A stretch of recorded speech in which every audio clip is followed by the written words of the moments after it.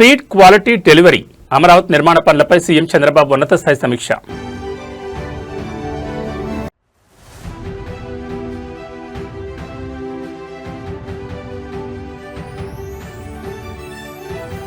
విద్యార్థులను సొంత పిల్లలుగా భావించి బోధించాలి, ఉపాధ్యాయ లోకానికి పిలుపు.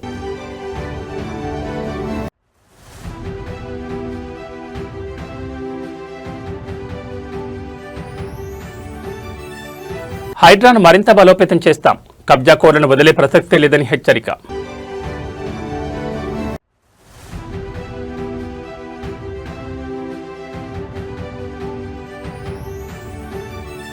తెలుగు జాతికే భారతదేశానికే గర్వకారణం, బీఆర్ఎస్ నేతల ప్రశంసలు. ఆంధ్రప్రదేశ్ రాజధాని అమరావతి నిర్మాణ పనులను వేగవంతం చేసేందుకు ముఖ్యమంత్రి చంద్రబాబు నాయుడు కార్యాచరణను మరింత వేగవంతం చేశారు. రాజధాని పనులు నిర్దిష్ట సమయానికి పూర్తి కావాలని, పనుల్లో ఏమాత్రం ఆలస్యం సహించేది లేదని స్పష్టం చేశారు. అమరావతి నిర్మాణ సంస్థల ప్రతినిధులు ఉన్నతాధికారులతో సచివాలయంలో నిర్వహించిన ఉన్నత స్థాయి సమీక్ష సమావేశంలో సీఎం పలు కీలక ఆదేశాలు జారీ చేశారు. సమీక్ష సమావేశంలో మాట్లాడిన ముఖ్యమంత్రి చంద్రబాబు స్పీడ్, క్వాలిటీ, డెలివరీ అనే మూడే ప్రధాన లక్షణాలుగా రాజధాని నిర్మాణం జరగాలని అధికారులకు దిశానిర్దేశం చేశారు. అమరావతిలో 95 కీలక ప్రాజెక్టులకు సంబంధించి 50,999 కోట్ల విలువైన పనులు చేపట్టామని, రాబోయే రోజుల్లో నెలకు కనీసం 7.92% చొప్పున పనులు పూర్తి కావాలని గడువు విధించాను. భూసేకరణ, నిధుల సమీకరణ, అనుమతులు మరియు డిజైన్ల ప్రక్రియలో అన్ని శాఖలు సమన్వయంతో ముందడుగు వేయాలని ఆదేశించారు. ఇకపై తాను కూడా స్వయంగా క్షేత్రస్థాయిలో రాజధాని నిర్మాణ పనులను పర్యవేక్షిస్తానని వెల్లడించారు. ఈ సమావేశంలో పురపాలక శాఖ మంత్రి నారాయణ, సీఎస్ సాయి ప్రసాద్ సహా ఇతర ఉన్నతాధికారులు పాల్గొన్నారు. సీఎం చంద్రబాబు ఇచ్చిన దిశానిర్దేశంతో రాజధాని అమరావతి పనుల్లో మరింత వేగం పుంజుకోనుంది.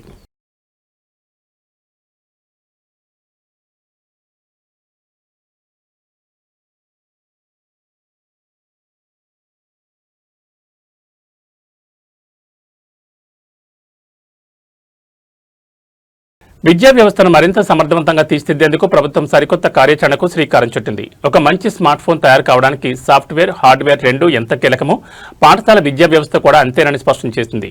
ఈ క్రమంలో టీచర్లు మరియు హెచ్ఎంలు విద్యా వ్యవస్థకు అసలైన సాఫ్ట్వేర్ అని, వారి ముద్ర విద్యా ఫలితాల్లో స్పష్టంగా కనిపించాలని ఉపాధ్యాయ లోకానికి దిశానిర్దేశం చేసింది. గత 5 ఏళ్ల కాలంలో తీవ్ర ఒత్తిడి మరియు రకరకాల కారణాల వల్ల ఉపాధ్యాయులు తీవ్రంగా డిమోటివేట్ అయ్యారని ప్రభుత్వం పేర్కొంది. వారిలో తిరిగి ఆత్మవిశ్వాసాన్ని, సేవానిరతను నింపేందుకు పాజిటివ్ రీఇన్ఫోర్స్మెంట్ పద్ధతులను అమలు చేయబోతున్నట్లు వెల్లడించింది.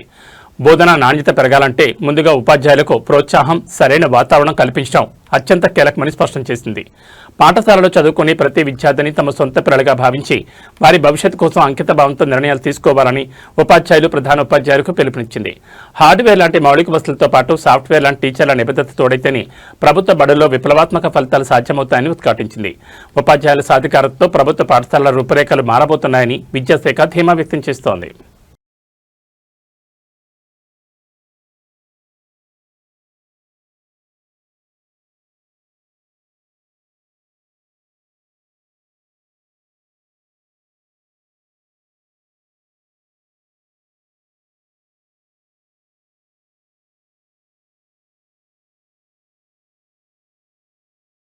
హైడ్రా వ్యవస్థపై మరియు అధికారుల నియామకాలపై వస్తున్న విమర్శలు, న్యాయపరమైన సవాళ్లపై ముఖ్యమంత్రి రేవంత్ రెడ్డి అత్యంత తీవ్రస్థాయిలో స్పందించారు. హైడ్రా అనేది కాంగ్రెస్ ప్రభుత్వం తీసుకొచ్చిన అతిపెద్ద సంస్కరణ అని, దీన్ని మరింత బలోపేతం చేస్తామని స్పష్టం చేశారు. అధికారుల నియామకం అనేది ప్రభుత్వ ప్రాథమిక విచక్షణ అధికారమని, దాన్ని ఎవరూ లాక్కోలేరని తేల్చి చెప్పారు. మీడియాతో మాట్లాడిన సీఎం రేవంత్ రెడ్డి గతంలో ఐఏఎస్ అధికారి సోమేష్ కుమార్పై దాదాపు 400 కోట్ల ధిక్కరణ కేసులున్న విషయాన్ని ప్రస్తావించారు. ఒక అధికారిని ఎక్కడ ఏ బాధ్యతలో నియమించాలనేది ప్రభుత్వ విచక్షణాధికార పరిధిలోని అంశమని స్పష్టం చేశారు. కబ్జా కోర్లు తప్పుడు పత్రాలతో కోర్టులను తప్పుదో పట్టిస్తున్నారని, ఇలాంటి తప్పుడు కేసులను న్యాయస్థానాల్లోని చట్టబద్ధంగా ఎదుర్కొంటామని వెల్లడించారు. హైడ్రా పనితీరుపై దేశవ్యాప్తంగా ప్రశంసలు వచ్చాయని రేవంత్ రెడ్డి గుర్తు చేశారు. చెరువులు, కుంటలు, నాలాలు మరియు పార్కులను కాపాడమే హైడ్రా ప్రాథమిక విధి అని, ఎవరైనా చెరువులు, పార్కులను ఆక్రమిస్తే నిర్దాక్షిణ్యంగా కూల్చివేతలుంటాయని హెచ్చరించారు. ఆక్రమణ విషయంలో రాజీ పడే ప్రసక్తే లేదని తేల్చి చెప్పారు. హైడ్రా విషయంలో సీఎం రేవంత్ రెడ్డి విస్పష్ట ప్రకటనతో తెలంగాణ రాజకీయాల్లో మరోసారి వేడి పెరిగింది. దొంగలంటారు, కబ్జా కోర్లంటారు, బీఆర్ఎస్ వాళ్ళు అంటారు. చెరువులను, నాలాలను, గుంటలను కబ్జా పెట్టుకొని ప్రభుత్వ భూములను, ప్రభుత్వ పార్కులను కబ్జాలు పెట్టుకున్న వాళ్ళు కోర్టులను తప్పుదోవ పట్టించి కంటెంప్ట్ ఆఫ్ కోర్ట్ అంటారు. కంటెంప్ట్ ఆఫ్ కోర్ట్ ఉంటే అధికారులను మార్చాలనే నిబంధన ఉంటే గతంలో సోమేష్ కుమార్ మీద 400 కంటెంప్ట్ కేసులు ఉన్నాయి. ఆ రోజు ఇవన్నీ ఏది మాట్లాడలే. ఒక అధికారిని ఎక్కడ నియమించాలనేది ప్రభుత్వం యొక్క విచక్షణ అధికారం. ఆ విచక్షణ అధికారాన్ని ఎవరు గుంజుకోలేరు. కాబట్టి ఈరోజు తప్పుడు కేసులను న్యాయస్థానాల మీద సంపూర్ణమైన విశ్వాసం ఉంది. న్యాయస్థానాలలో ఎదుర్కొంటాం. హైడ్రా మంచి పనులు చేస్తుంది. మా ప్రభుత్వం తీసుకొచ్చిన the greatest reform is HYDRAA. We have protected lakes and nalas and water bodies. So we don't have any issues with Hydra. We are going to empower Hydra. Hydra is one of the best institution. We got appreciation from all over India. So కొట్టేదే బడా బాబులను లేఖలలో ఉన్నదే. బడా బాబులు అంటే నువ్వు సొంత ఇల్లు కట్టుకుంటే పోయి నీళ్లు కూడా కొట్టాలా? నువ్వు పార్కులో కబ్జా పెట్టుకుంటే పార్కుల కబ్జాలు పెట్టినే కూలగొడతావు. నువ్వు చెరువులను కుంటలను ఆక్రమించుకుంటే వాటిని కూలగొడతావు. బడాబాబులు జూబ్లీహిల్స్ సొంత డబ్బులతో ఇల్లు కట్టుకుంటే హైదరాబాద్ కూలగొడతాయి. హైడ్రా జాబే ప్రభుత్వ పార్కులను, చెరువులను, కుంటలను, నాలాలను కాపాడడమే. ఆ పని పర్ఫెక్ట్గా చేస్తుంది. ఎక్కడైతే కబ్జాకోరులు తప్పుడు డాక్యుమెంట్లతో కోర్టులను తప్పుదోవ పట్టించి అదేవిధంగా బతుకమ్మ కుంట లాంటి వాటిని కూడా బీఆర్ఎస్ వాళ్ళు కబ్జా పెట్టుకొని దాంట్లో కూడా కంటెంప్ట్ ఆఫ్ కోర్టు వేసిండ్రు. దాని పేరే బతుకమ్మ కుంట. ఆ బతుకమ్మ కుంటను ఆక్రమించుకుంటే దాన్ని పునరుద్ధరించిండ్రు. దాని మీద కూడా కోర్టు ఈరోజు కంటెంప్ట్ మూవ్ చేసిండ్రు, కేసు నడుస్తుంది. వీటిని ఏ విధంగా చూడాలి? అదేవిధంగా ముఖీం అనే ఒక కబ్జా కోర్ 100 ఎకరాల ప్రభుత్వ భూమిని కబ్జా పెట్టుకుంటే ఖాళీ చేయించింది. ఏ విధంగా చూడాలి? సో ఇలాంటి వాళ్ళు కూడా ఈరోజు మీకు కంటెంప్ట్ ఆఫ్ కోర్ట్ అని కేసులు వేసిండ్రు. కాబట్టి దయచేసి హైడ్రాని పని చేయనీయకుండా అడ్డుకోవాలనే కబ్జా కోర్లకు మీరెవరూ సహకరించండి. మీడియా కూడా నేను విజ్ఞప్తి చేస్తున్నా. ఈరోజు ఏ భూమి కూడా ఇతరులకు ఇవ్వలే. ప్రభుత్వం తీసుకున్నది చెరువులను, కుంటలను పునరుద్ధరించింది. అది ఆక్రమించుకున్న వాళ్ళు ధనవంతులైనా పేదవాళ్ళైనా ఈరోజు మీకు కన్వెన్షన్ కూలగొట్టిరు పేదోళ్ళదా? అది గండిపేట చెరువులు ఆక్రమించుకున్న వాళ్ళని కూలగొట్టిరు పేదోళ్ళదా? బతుకమ్మ కుంటను ఆక్రమించుకున్న వాళ్ళు పేదోళ్ళ? ఎట్లా సుధాకర్ రెడ్డి అని టీఆర్ఎస్ కాన్స్టిట్యున్సీ ఇన్ఛార్జ్ కేసీఆర్ గారు వస్తే విమానంలో పూల వర్షం కురిపించండు. 10 ఎకరాలు బతుకమ్మ కుంటను కబ్జా పెట్టి అమ్ముకున్న తర్వాత పూల వర్షమైంది, కనక వర్షమే కురిపించవచ్చు. ఇట్లాంటి కబ్జాదారులను కాపాడడానికి డబ్బులు పెట్టి సోషల్ మీడియాలో తప్పుడు ప్రచారం చేసి ప్రభుత్వాన్ని బదనాం చేయాలనే ప్రయత్నం చేస్తుండ్రు. ప్రభుత్వానికి స్పష్టత ఉన్నది. హైడ్రా కార్యాచరణ పట్ల, హైడ్రా నిర్వహిస్తున్న బాధ్యతల పట్ల ఖచ్చితంగా హైకోర్టు ఇచ్చిన ఆదేశాలు ఇంకా నేను పరిశీలించలేదు. ప్రభుత్వ పరంగా సమీక్ష చేస్తాం. తప్పకుండా కోర్టు ఆదేశాలు ఇస్తే న్యాయస్థానాన్ని గౌరవిస్తాం. అదేవిధంగా హైడ్రా కొనసాగిస్తున్న పనులను కూడా భవిష్యత్తులో కూడా కొనసాగిస్తాం. ధన్యవాదాలు.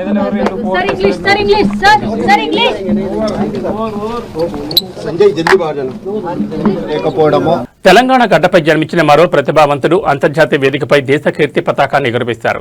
ప్రముఖ ప్రవాస భారతీయుడు ఉదయన్ నాగరాజు తొలిసారిగా బ్రిటన్ హౌస్ ఆఫ్ లార్డ్స్ కి ఎన్నికై చరిత్ర సృష్టించారు.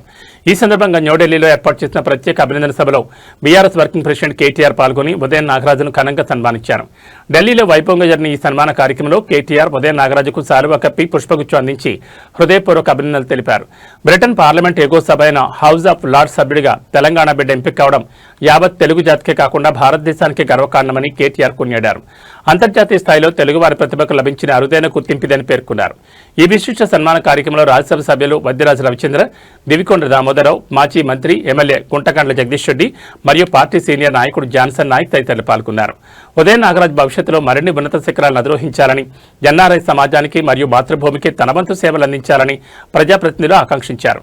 బ్రిటన్ రాజకీయాల్లో తెలంగాణ బిడ్డ సత్తా చాటం పట్ల ప్రవాస భారతీయులు బీఆర్ఎస్ శ్రేణులు హర్షం వ్యక్తం చేస్తున్నారు.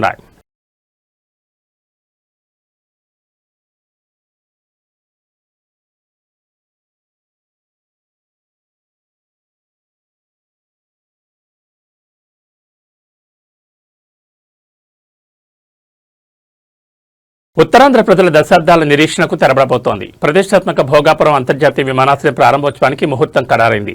ఆగస్టు 1వ తేదీన భారత ప్రధాని నరేంద్ర మోడీ చేతుల మీదుగా ఈ విమానాశ్రయం ప్రారంభం కానుంది. ఈ చారిత్రాత్మక ఘట్టం మరియు ప్రధాని మోడీ పర్యటన నేపథ్యంతో విద్యా, ఐటీ శాఖల మంత్రి నారా లోకేష్ అధికారులతో ఉన్నత స్థాయి సమీక్ష సమావేశం నిర్వహించారు. సమీక్షలో మాట్లాడిన మంత్రి లోకేష్ ప్రధాని సభకు దాదాపు 3 లక్షల మంది ప్రజలు హాజరయ్యే అవకాశం ఉందని వెల్లడించారు. అందుకు అనుగుణంగా విమానాశ్రయం పరిసరాల్లో రహదారుల విస్తరణ, రవాణా సౌకర్యాలు, వాహనాల పార్కింగ్ స్థలాలు మరియు కట్టుదిట్టమైన భద్రతా ఏర్పాట్లను తక్షణమే పూర్తి చేయాలని అధికారులు ఆదేశించారు. సభకు వచ్చే సామాన్య ప్రజలకు ఎలాంటి ఇబ్బందులు తలెత్తకుండా సమగ్ర ప్రణాళికతో ముందడుగు వేయాలన్నారు. సభకు తరలివచ్చే ప్రజల కోసం ప్రత్యేకంగా భోజన కౌంటర్లు వెంటిలేటర్లు, తాగునీటి వసతి, ప్రథమ చికిత్స కేంద్రాలు మరియు అత్యవసర సమయాల్లో వినియోగించేందుకు వీలుగా భారీగా అంబులెన్స్లను సిద్ధం చేయాలని నిర్దేశించారు. అన్ని ప్రభుత్వ శాఖల అధికారులు సమన్వయంతో పనిచేసి ప్రారంభోత్సవ కార్యక్రమాన్ని విజయవంతం చేయాలని ఆదేశించారు. భోగాపురం ఎయిర్పోర్ట్ ప్రారంభంతో ఉత్తరాంధ్ర ప్రాంత ఆర్థిక, పారిశ్రామిక స్వరూపమే మారబోతోందని ప్రభుత్వం ధీమా వ్యక్తం చేస్తోంది.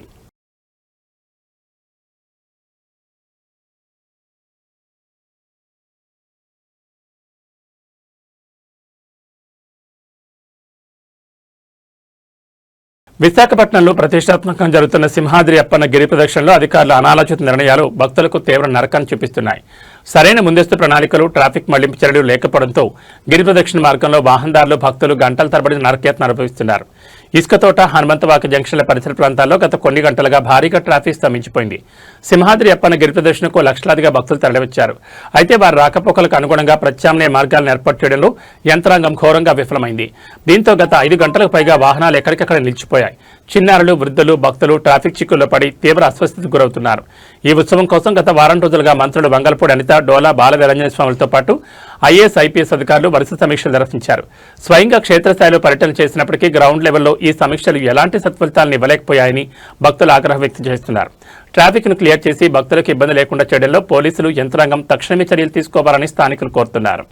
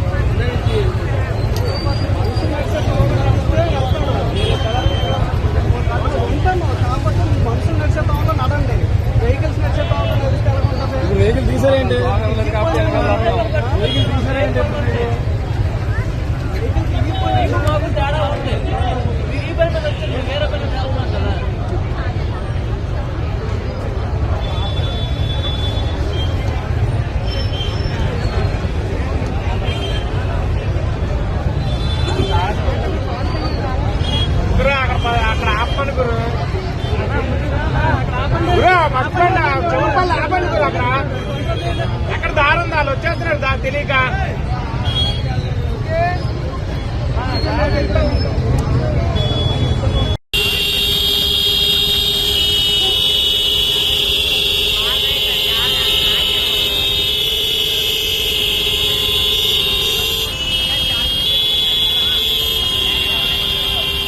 ఉత్తరప్రదేశ్లోని రుద్రపూర్లో దారుణమైన ఘటన వెలుగు చూసింది. 19 ఏళ్ల యువతిని అపహరించి సామూహిక అత్యాచారానికి పాల్పడ్డ 3 నిందితులను పోలీసులు అరెస్ట్ చేశారు. నిందితులను పట్టుకునేందుకు వెళ్లిన పోలీసులపై వారి ఎదురు కాల్పులకు తెగబడ్డంతో పోలీసులు జరిపిన కాల్పుల్లో ఒక నిందితుడు గాయపడ్డాడు. ఈ ఘటన స్థానికంగా తీవ్ర కలకలం రేపింది. పోలీసుల వివరాల ప్రకారం బాధితురాలైన యువతిని కిడ్నాప్ చేసిన 3 ఆకతాయిలు ఈ దారుణానికి పాల్పడ్డారు. బాధితురాలి ఫిర్యాదుతో రంగంలో దిగిన పోలీసులు నిందితుల స్థావరాన్ని గుర్తించి పట్టుకునేందుకు ప్రయత్నించారు. అయితే నిందితులు పోలీసులపైకి కాల్పులు జరపడంతో ఆత్మరక్షణ కోసం పోలీసులు కూడా ఎదురు కాల్పులు జరిపారు. ఈ కాల్పుల్లో ఒక నిందితుడు కాలికి తుపాకీ గుండు తగలగా పోలీసులు 3 అదుపులోకి తీసుకున్నారు. కేసు విచారణలో భాగంగా ఘటనా స్థలంలో సీన్ రిక్రియేషన్ చేసేందుకు 2 నిందితులను పోలీసులు అక్కడికి తీసుకెళ్లారు. ఆ సమయంలో పోలీసులు కళ్లు గప్పి పారిపోయేందుకు నిందితులు యత్నించారు. వెంటనే అప్రమత్తమైన పోలీసులు స్థానికులు వారిని వెంబడించి పట్టుకుని అక్కడికక్కడే దేహశుద్ధి చేసి తిరిగి కస్టడీలోకి తీసుకున్నారు. నిందితులపై తీవ్రమైన చట్టపరమైన చర్యలు తీసుకుంటున్నట్లు పోలీసులు వెల్లడించారు.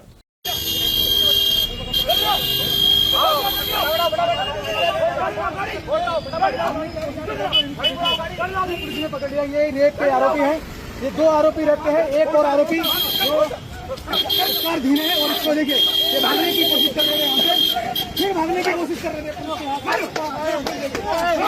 जो है ये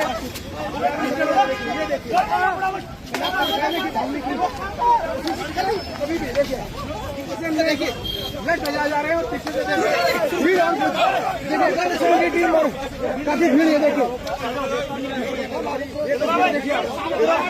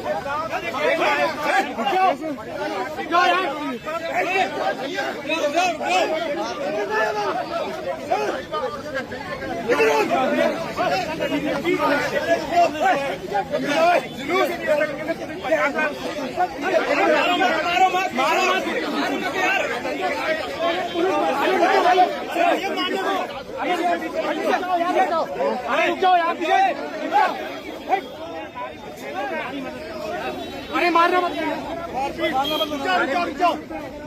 मारो मत यार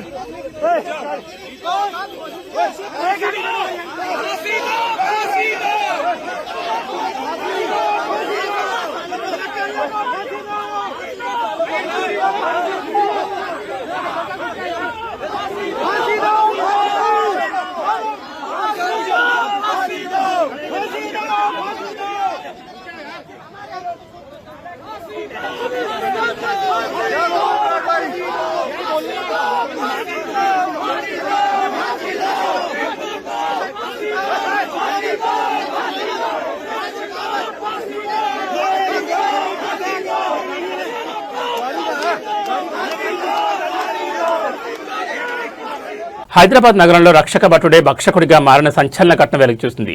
బాధితురాలకు న్యాయం చేయాల్సిన సీఐ హోదాలోని అధికారి ఆమెపై లైంగిక వేధింపులకు పాల్పడడంతో తీవ్ర కలకలం రేగింది. జూబ్లీహిల్స్ సీఐ శ్రీనివాసరెడ్డిని సస్పెండ్ చేస్తూ Hyderabad police commissioner CP Sajjanar కఠిన ఉత్తర్వులు జారీ చేశారు. పోలీసుల విచారణలో దిగ్భ్రాంతికరమైన విషయాలు వెలుగులోకి వచ్చాయి. తన సమస్యపై ఫిర్యాదు చేయడానికి స్టేషన్కు వచ్చిన ఒక మహిళ బలహీనతను ఆసరాగా చేసుకున్న సీఐ శ్రీనివాసరెడ్డి ఆమెను లొంగ తీసుకుని శారీరకంగా వాడుకున్నట్లు నిర్ధారణ అయింది. అంతేకాకుండా ఆమెకు సంబంధించిన కొన్ని రహస్య వీడియోలను అడ్డం పెట్టుకుని సదరు మహిళ నుంచి భారీగా డబ్బులు లాగినట్లు విచారణలో గుర్తించారు. కొన్ని రోజుల పాటు సదరు మహిళతో ఒకే ఇంట్లో కలిసి ఉన్న సీఐ ఆ తర్వాత ఆమెను వదిలించుకునేందుకు తీవ్ర ప్రయత్నాలు చేశాడు.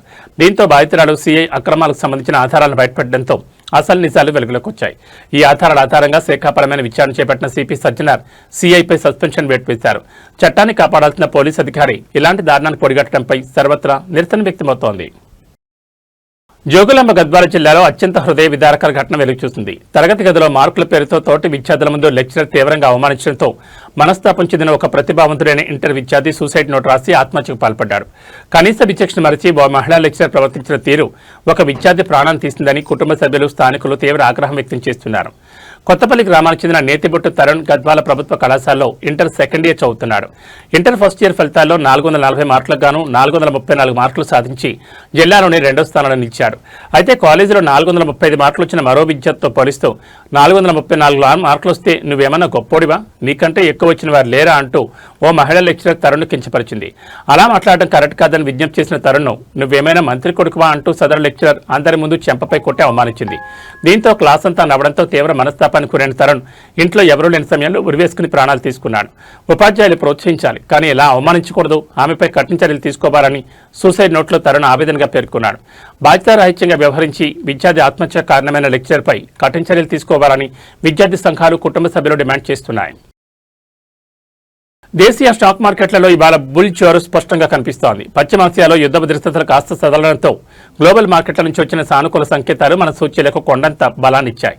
ఉదయం ప్రారంభం నుంచే సూచీలు భారీ లాభాల్లో పయనిస్తూ మదుపర్లలో కొత్త ఉత్సాహాన్ని నింపాయి. మార్కెట్ వివరాల్లోకి వెళ్తే బొంబాయి స్టాక్ ఎక్స్చేంజ్ సూచీ సెన్సెక్స్ ఏకంగా 650 పాయింట్లు లెగిసి 77,420 మార్కు వద్ద ట్రేడ్ అవుతోంది. మరోవైపు నేషనల్ స్టాక్ ఎక్స్చేంజ్ సూచీ నిఫ్టీ 195 పాయింట్ల లాభంతో 24,179 వద్ద స్థిరంగా కొనసాగుతోంది. ఐటీ, టెక్నాలజీ, టెలికాం మరియు బ్యాంకింగ్ రంగాల షేర్లు గ్రీన్లో ట్రేడ్ అవుతూ మార్కెట్ ర్యాలీకి ప్రధాన కారణమయ్యాయి. అయితే మరోవైపు అంతర్జాతీయ మార్కెట్లో క్రూడ్ ఆయిల్ ధరలు మళ్లీ పుంజుకోవడం గమనార్హం.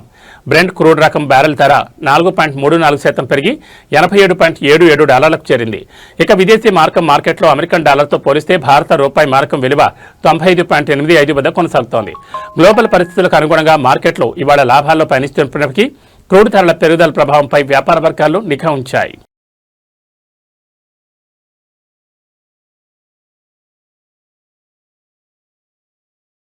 ఇక బంగారం ధరల విషయానికి వస్తే హైదరాబాద్లో 24 క్యారెట్ల 10 గ్రాముల స్వచ్ఛమైన బంగారం ధర ఇవాళ 660 రూపాయలు తగ్గి 1,43,510కి చేరుకుంది. అదేవిధంగా ఆభరణాల తయారీకి ఉపయోగించే 22 క్యారెట్ల 10 గ్రాముల పసిడి ధర 600 మేర దిగివచ్చి 1,31,150 వద్ద పలుకుతోంది. కొద్ది రోజుల వ్యవధిలోనే పసిడి ధరలు క్రమంగా దిగి రావడం కొనుగోలుదారులు కొత్త ఉత్సాహం నింపుతోంది. మరోవైపు వెండి ధరలో మాత్రం ఎలాంటి మార్పు లేకుండా స్థిరంగా కొనసాగుతోంది. కేజీ వెండి ధర హైదరాబాద్ మార్కెట్లో 2,35,000 వద్ద మార్పు లేకుండా ఉంది.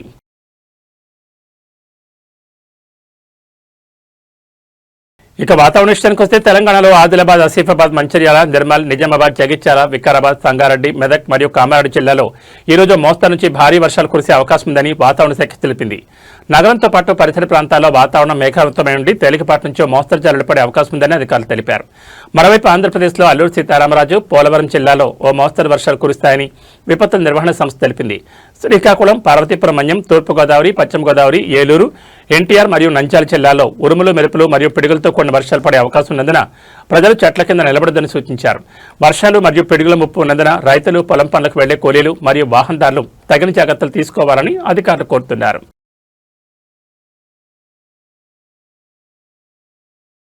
ఇవి బులెటిన్ విశేషాలు. నమస్కారం.